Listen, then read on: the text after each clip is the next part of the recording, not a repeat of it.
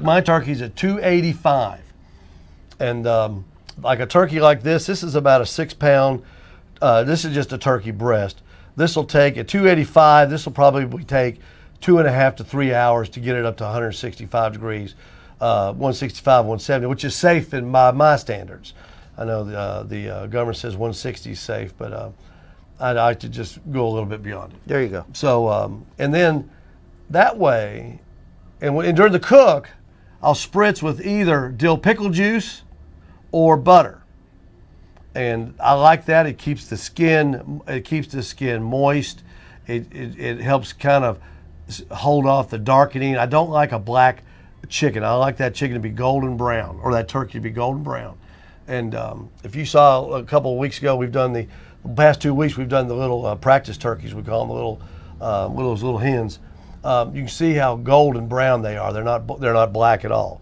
Nothing worse. You don't be. It just kills me. People say, I smoked that turkey for 12 hours. Don't do that. Don't do that. It's a fast cook. It's high heat, 285, 300 degrees. Low time.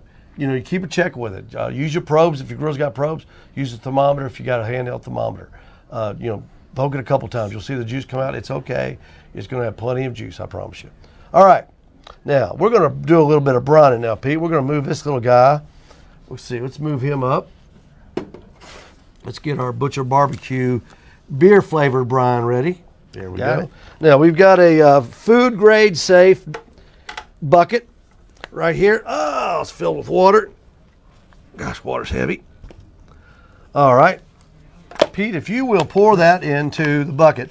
Now, we're going to take the entire contents. This is 10 ounces of Butcher Barbecue beer-flavored chicken brine. Go ahead. We're going to pour that in here. I'm going to go get my spoon. I forgot my spoon. I know I always forget something. Always forget something. Always forgetting something. Hey, Sean, go to are you on the side camera there? Just want to show the folks out there just all the stuff that's in here. It's amazing to me, the stuff that, when you look at this, we'll get a good picture of this. Hopefully we can get a good picture of this too, to just show them. All right. Now we're going to stir this up. We wanted to dissolve this really good. Some people like to put a pot on the stove and warm up the water and then dissolve the brine in the water. That's perfectly okay. A lot of people will make their own brine, Pete. They'll put in onions and all sorts of vegetables. And I don't know if you've ever seen a Tuffy Stone video when he brines his chicken for contest, but it's pretty incredible what he puts in his stuff. But this is the way we like to do it, by using the stuff that David Bosca has made, Malcolm Reed has already made, Matt Pittman has already made. Those guys are the experts. And it makes it easy for me and you. Yeah. Now, you could smell this thing. Sean, come over here real quick. Just come right over here. This is Sean, our director and our producer of the Owls Nest BBQ. I want you to smell this and tell everybody how great that smells. Oh, it smells great. Does it smell good? Yeah, I like it a lot. There, see, he listens so well. Thanks, Sean. Sean listens so well. I really wish, Steve, I wonder when you get that stirred up, if we could just kind of set it and let that camera look down in there at the... Yeah, I can do that. Sure can. I just love how that looks in there. And Sean, Sean's worked with us now about 2-3 months now, and Sean's full-time job is down at the food bank, and he's one of those guys that helps keep all the food flowing to the needy people in Chattanooga. What a great job! What a great guy Sean is too. Absolutely. He said they had a record month down at the food bank this year. All right, we got that pretty good. That's pretty well stirred up. That's not a real good stir. That's a knife, but it works. All right, we're going to go ahead and put this down here. Yeah, I just love that. Sean, can you get a good shot of that? Now look, just look at that. Look at the, I don't know if I can get a, hang on a minute, Pete. Oh, I got it. Folks, we got to show you. Let me go get a spoon. Let me go get a spoon. Let me get a spoon. We got to show you this.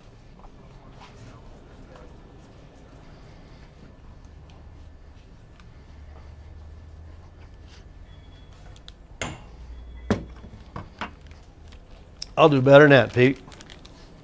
I'll do better than that. Whoa. Look at that. See that, Sean? Oh, that's a great shot. That is, look at all those flavors. Celery, rosemary, thyme, all sorts of peppercorns in there. It's unbelievable the amount of herbs and spices that David has in his beer-flavored chicken brine that we're using for this turkey today. Look at that. That's just, it's an incredible amount of product in this thing, and it's going to be so good. It's going to work on that turkey. And man, I can't wait to taste that one. All right, let's put that there.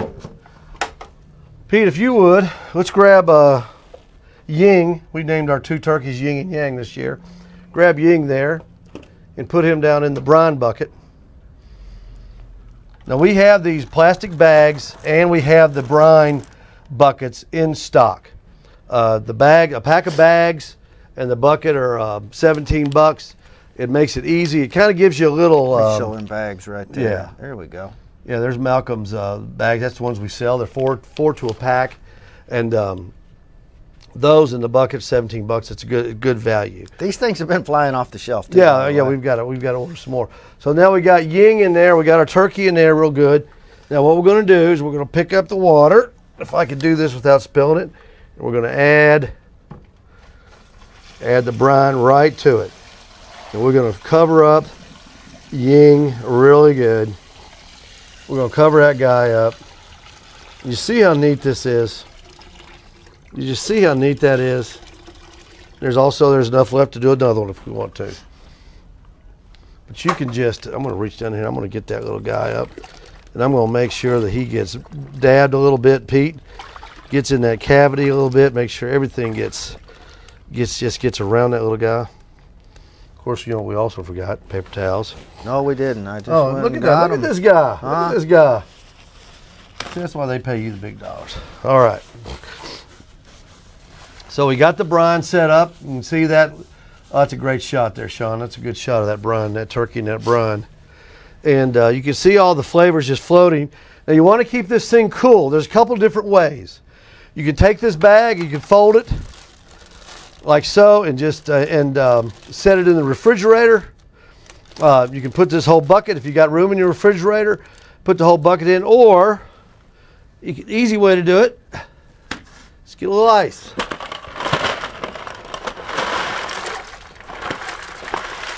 You can put that in there. And that'll keep that bird nice and cold. And on a cold day like today, you can leave it in that bucket, fold it, and just put a tie around it. You can set it outside in the shade, and that thing will stay cool overnight, especially in this kind of weather. And you can, if you want to, you can pick it up, figure out a way to put it in your refrigerator where it won't spill. The bags, the ones that we sell with Malcolm have a Ziploc tie on the top.